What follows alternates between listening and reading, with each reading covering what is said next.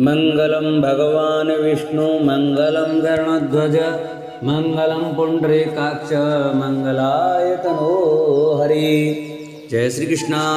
नमस्कार दोस्तों, स्वागत है आप सभी का हमारे YouTube चैनल आर के भक्ति में।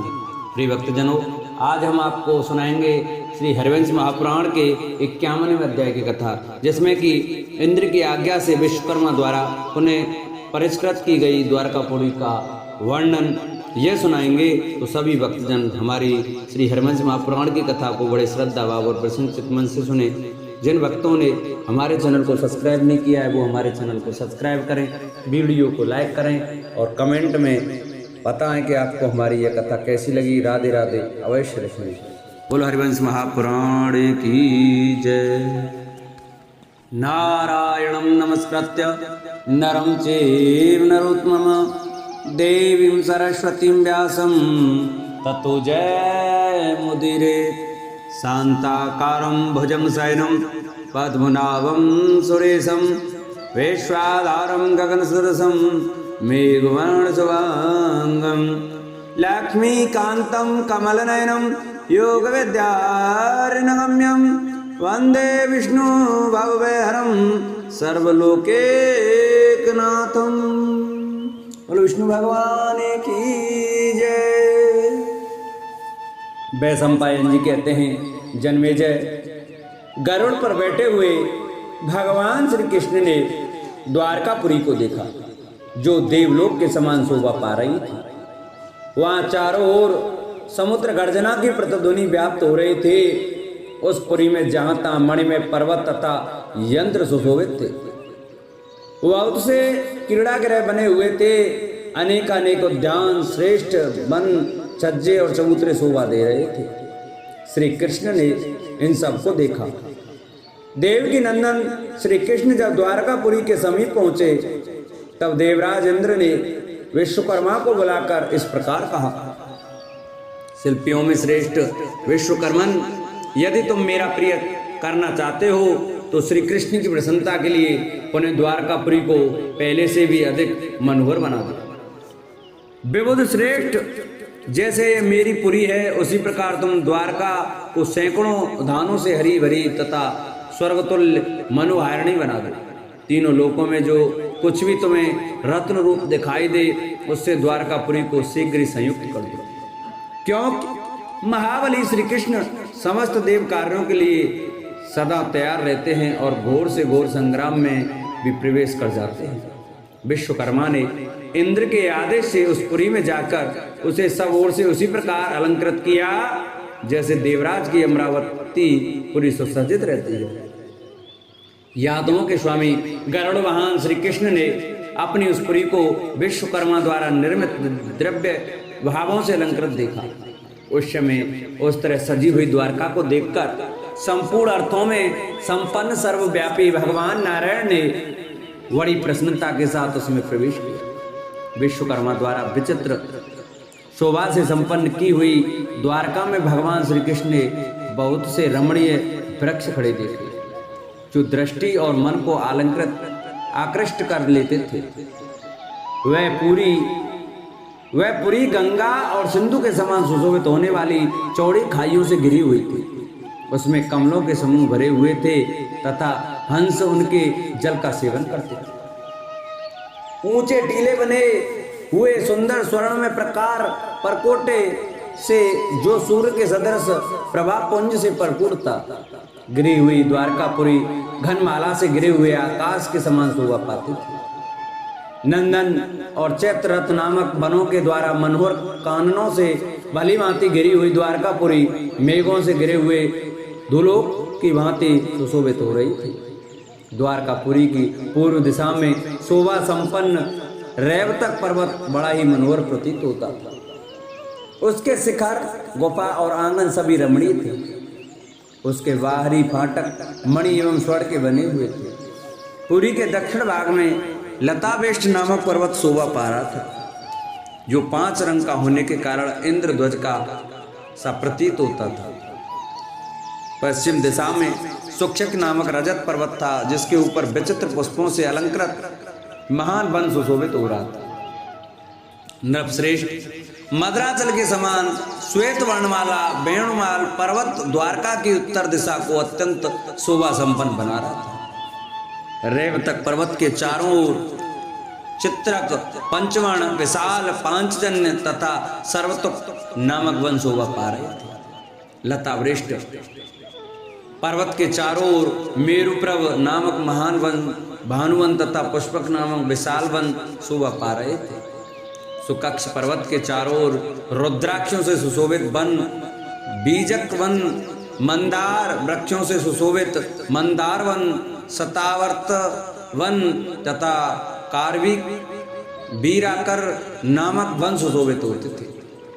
वेणुमान पर्वत के सब ओर चैत्ररथ वन, नंदन नामक महान वन, रमण वन तथा भावन नामक वन शोभा पाते थे। भारत वहाँ वैदुरमणि में पत्र वाले कमलों से सुशोभित मंदाकिनी नदी पुरी की पूर्व दिशा में एक रमणीय पुष्पकरणी के रूप में शोभा पाती थी। विश्वकर्मा से प्रेरित होकर भगवान केशव का प्रिय चाहने वाले बहुत से देव गंधर्व वहाँ के पर्वतीय शिखरों की शोभा बढ़ाते थे।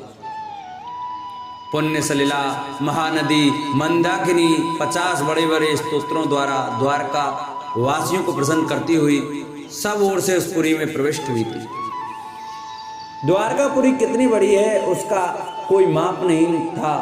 उसकी ऊंचाई भी बहुत अधिक थी। वह अगाध खाइयों से घिरी हुई थी। सुंदर परकोटे उसे शोभा संपन्न कर रहे थे। उस पुरी की दीवारों को चूने से लीपकर श्वेत बनाया गया था। भगवान ने द्वारकापुरी को तीखे यंत्र, शतग्नि और सोने की जालियों से विभूषित देखा। वह लोहे के बड़े बड़े चक्रों से सुरक्षित थी। देवताओं के नगर की भांति द्वारकापुरी में क्षुद्र घंटिकाओं से युक्त 8000 रथ शोभा पाते थे, जिनमें ऊंची ऊंची उठी हुई पताकाएं फहरा रही थी। द्वारकापुरी की चौड़ाई 8 योजन थी और लंबाई 12 योजन थी, अर्थात उसका संपूर्ण विस्तार 96 योजन था।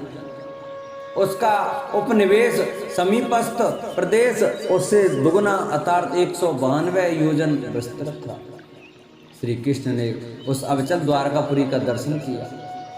उसमें जाने के लिए 8 मार्ग थे और 16 बड़े बड़े चौराहे बने थे। इस प्रकार विभिन्न मार्गों से परिष्कृत द्वारकापुरी साक्षात सूर्य शुक्राचार्य की नीति के अनुसार बनाई गई। उस पुरी में रहकर स्त्रियां भी युद्ध कर सकती थी। फिर साक्षात विष्णुवंशी महारथियों की तो बात ही क्या। उसमें वीवों के उत्तम मार्ग हैं, 7 बड़ी बड़ी सड़कें हैं। वहां साक्षात विश्वकर्मा ने उन विविध मार्गों का निर्माण किया। नगरों में श्रेष्ठ उस द्वारकापुरी में यशस्वी दर्शावंशियों के महल देखकर देवकी नंदन भगवान श्री कृष्ण को बड़ी प्रसन्नता हुई। वे महल मनुष्यों को हर्ष प्रदान करने वाली सोने और मणियों की सीढ़ियों से अलंकृत थे। मान एवं भयंकर घोषों, महलों तथा सुंदर आंगनों से शोभा पाने वाले उन महलों के ऊपर ऊंची ऊंची पताकाएं फहरा रही थीं। उन महलों के भीतर लगे हुए उद्यानों के वृक्ष हवा से झूमते रहते थे। उन महलों के शिखर सोने के कंगूरों या कलशों से सुशोभित हो उद्भासित होते रहते थे। वे गगनचुम्बी रमणीय भवन मेरु पर्वत के शिखरों के समान प्रतीत होते थे। उन महलों के शिखर श्वेत से भी अधिक श्वेत थे। उनमें सोने मढ़े गए थे।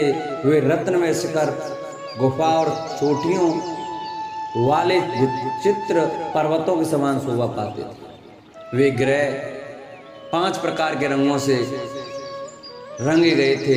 कितने ही सुनहरे रंग से सुशोभित थे। कुछ ग्रहों की कांति ऐसी जान पड़ती थी मानो वहाँ फूलों की वर्षा हो रही है। उन महलों से मेघों की गंभीर गर्जना के समान शब्द प्रकट होते रहते थे। वे बहुरंगे भवन अनेक रूप वाले पर्वतों के समान जान पड़ते थे। विश्वकर्मा के बनाए हुए वे तेजस्वी भवन दावानल की ज्वाला के समान देदीप्यमान होते थे। उन्हें देखकर ऐसा जान पड़ता था मानो वे आकाश में सुनहरी रेखा खींच रहे। उनका प्रकाश चंद्रमा और सूर्य से भी बढ़कर था। उन चित्रकादि वनों के वृक्षों तथा दर्शावंशी महाभाग वीरों एवं ग्रह रूपी मेघों से अलंकृत द्वारकापुरी अत्यंत शोभा पाती। और मनोहर घनमालाओं से घिरे हुए आकाश की भांति दिखाई देती थी। भगवान श्री कृष्ण ही वहाँ इंद्र एवं पर्जन्य के रूप में शोभा पाते थे। विश्वकर्मा का बनाया हुआ साक्षात भगवान वासुदेव का भवन 4 योजन लंबा, उतना ही चौड़ा दिखाई देता था। उसमें कितना महान धन लगा था, इसका अनुमान लगाना असंभव है। उस विशाल भवन के भीतर अनेक सुंदर महल और अट्टालिकाएं बनी थी। वह प्रसाद जगत के सभी पर्वतीय दृश्यों से युक्त था, अथवा उसमें जगत के सुप्रसिद्ध पर्वत क्रीड़ा के लिए कृत्रिम रूप में बनाए गए थे। महाभाग विश्वकर्मा ने इंद्र से प्रेरित होकर उसका निर्माण किया था। वह स्वर्ण में प्रसाद समस्त प्राणियों के लिए मनोहर था। उसके ऊंचे शिखर पर स्वर्ण बना गया था, जिससे वह मेरु पर्वत के उत्तुंग रिंग की शोभा धारण करता था। विश्वकर्मा ने उस श्रेष्ठ प्रसाद को महारानी रुक्मिणी के रहने के लिए बनाया था। सत्यभामा जिस भवन में निवास करती थी वह श्वेत वर्ण का था। उसमें विचित्र मणियों के सोपान बनाए गए थे। उसे सब प्रकार के भोगों से संपन्न समझा जाता था। निर्मल सूर्य के समान तेजस्विनी पताकाएं उस मनोरम प्रसाद की शोभा बढ़ाती थी, जिसके बाहर भीतर का प्रदेश प्रतिक्षण अभिनव रूप सौंदर्य से युक्त प्रतीत होता था और जिसमें चारों ओर बड़ी बड़ी ध्वजाएं फहरा रही थी। उस मुख्य प्रसाद को जामवंती देवी सुशोभित करती थी। वह दूसरे सूर्य की भांति अन्य सब प्रसादों को अपनी प्रभा से तिरस्कृत कर रहा था। उसकी कांति उदय काल के सूर्य की प्रभा के समान थी। वह रुक्मिणी और सत्यभामा के प्रसादों के बीच में बना था। विश्वकर्मा द्वारा बनाया गया वह दिव्य प्रसाद कैलाश शिखर के समान शोभा पाता था। भारत श्रेष्ठ जो जाम्बुनंद स्वर्ण तथा प्रज्वलित अग्नि के समान देदीप्यमान था, विशालता में जिसकी समुद्र से उपमा दी जाती थी, जो मेरू के नाम से विख्यात होकर खड़ा हुआ था, उस महान प्रसाद में गांधार राज की कुलीन कन्या नागनजति सत्या अथवा गांधारी को भगवान श्री कृष्ण ने ठहराया था। पद्मकुल नाम से विख्यात पद्म के समान वर्ण वाला अत्यंत प्रकाशमान महान शिखर के समान ऊंचा और अत्यंत रुचिर प्रभा से प्रकाशित जो भवन था, वह सुबी माँ देवी का निवास स्थान बना था। नृपश्रेष्ठ जो प्रसाद समस्त मनोवांछित गुणों से युक्त तथा सूर्य के समान प्रकाशमान था, उसे सारंग धनवा श्री कृष्ण ने लक्ष्मणा का आवास निश्चित किया था। भारत जो हरित कांति से प्रकाशित तथा वैदुण मणि की सी आभा से उद्भासित था, जिसे समस्त प्राणी सबसे उत्तम समझते थे, वह प्रसाद वासुदेव की पटरानी मित्रविंदा का निवास था।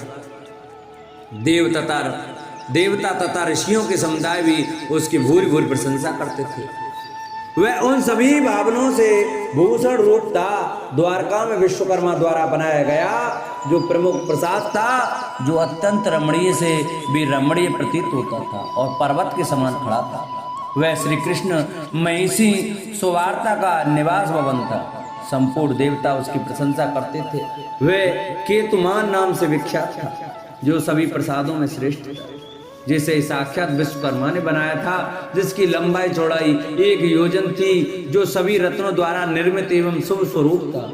वह उत्तम प्रभा से युक्त कांतिमान प्रसाद वहां बिरजा नाम से विख्यात होकर बड़ी शोभा पा रहा था। उसी में महात्मा केशव का उपस्थान गृह था। वसुदेव नंदन श्री कृष्ण के उस सुंदर सदन में जो मार्ग का ज्ञान कराने वाले ध्वज लगे थे, उन सब के दंड स्वर्ण में बनाए गए थे तथा उन पर पताकाएं फहराती रहती थी। यदु श्री कृष्ण ने वहाँ दिव्य रत्नों के समूह संचित किए थे तथा वैजयंत नामक महान पर्वत वहां लाकर स्थापित किया। इंद्रदुम्न सरोवर के पास हंसकूट पर्वत का जो शिखर था, वह 60 दाढ़ के बराबर ऊंचा और आधा योजन चौड़ा था। अमित तेजस्वी विश्वकर्मा समस्त प्राणियों के देखते देखते उस विश्वविख्यात पर्वत शिखर को किन्नर और बड़े बड़े नागों सहित वहां ले आए थे। मेरु पर्वत का उत्तम शिखर जो सूर्य के मार्ग तक पहुंचा हुआ है तथा स्वरूप में जाम्बून दमय दिव्य एवं त्रिभुवन विख्यात है, उसे भी श्री कृष्ण के लिए विश्वकर्मा उखाड़ लाए थे। वह सब प्रकार की औषधियों से अलंकृत प्रकाशमान तथा अत्यंत उत्तम था। विश्वकर्मा इंद्र के कहने से कार्यवश उसे वहां ले आए थे। वही साक्षात श्री कृष्ण पारिजात का वृक्ष भी ले आए थे। पारिजात के लाए जाते समय अद्भुत कर्मा श्री कृष्ण का उन देवताओं के साथ घोर युद्ध हुआ जो उस उत्तम वृक्ष की रक्षा कर रहे थे।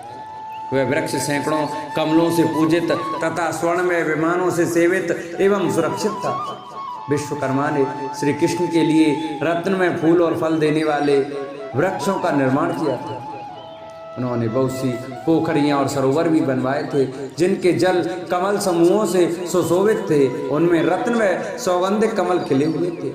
मणि एवं स्वर्ण से जड़ित नौकाएं उनमें सब ओर व्याप्त थी। उन सब पुष्करिणियों के उत्तम तटों को बड़े बड़े वृक्ष शोभित करते थे। साल, ताल, कदम्ब, सैकड़ों शाखाओं वाले वट वृक्ष तथा जो हिमालय और मेरु पर्वत पर होने वाले वृक्ष हैं, उन सब को विश्वकर्मा ने वहां से लाकर यदुषी श्री कृष्ण की प्रसन्नता के लिए द्वारका में स्थापित कर दिया था। वे वृक्ष लाल, पीले, अरुण और श्याम रंग के थे। उनके फूल श्वेत वर्ण के थे। वहां वन उपवनों की संधियों में जो वृक्ष लगे थे वे सभी ऋतुओं के फलों से संपन्न।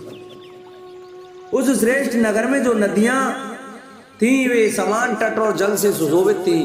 उनके कंकड़ और बालू नीचे बैठ गए थे। वहां जो हृद कुंड या जलाशय थे उनका जल बहुत स्वच्छ था। वहां जो दूसरी नदियां थीं उनके बालू और कंकड़ स्वर्णमय थे तथा वे पुष्पवासित जल से भरी हुई थी। उनके तटों पर नाना प्रकार के वृक्ष और लताएं फैली हुई थी। उस पुरी में जो जो वृक्ष थे वे मदमत मयूरों तथा सदा मत वाले बने रहने वाले कोकिलों से परम शोभायान थी। उस द्वारकापुरी में ही हाथियों के यूथ और गाय भैंसों के झुंड भी रहते थे। 12 मृगों और पक्षियों ने भी वहां अपना निवास बना रखा था। उस रमणीयपुरी का परकोटा स्पष्ट ही सोने का बना हुआ था। विश्वकर्मा ने उसे 100 हाथ ऊंचा बनाया था। वह परकोटा बहुत ही सुंदर एवं सुंदर रमणीय था और घेरा बने हुए पर्वत के समान जान पड़ता था। विश्वकर्मा ने उस परकोटे के द्वारा पूर्वोक्त बड़े बड़े पर्वत, सरिताओं, सरोवरों, वनों और उपवनों को भी घेर रखा था। बोलो हरिवंश महापुराण की जय। प्रिय भक्तजनों, आज की कथा को हम यही विश्राम करते हैं। कल की कथा में हम आपको सुनाएंगे श्री कृष्ण का द्वारका तथा अंतपुर में प्रवेश और मणि पर्वत एवं पारिजात को यथोचित स्थानों में स्थापित करना। इस कथा का वर्णन सुनाएंगे। तो सभी भक्तजन हमारी श्री हरिवंश महापुराण की कथा को प्रतिदिन बड़े श्रद्धा भाव और प्रसन्नचित मन से सुने। जिन भक्तों ने अभी तक हमारे चैनल को सब्सक्राइब नहीं किया है वो हमारे चैनल को सब्सक्राइब जरूर करें, वीडियो को लाइक करें और कमेंट में ओम नमो भगवते व्यासदेवाय, राधे राधे, जय श्री कृष्णा अवश्य लिखेंगे। बोलो विष्णु भगवान की जय।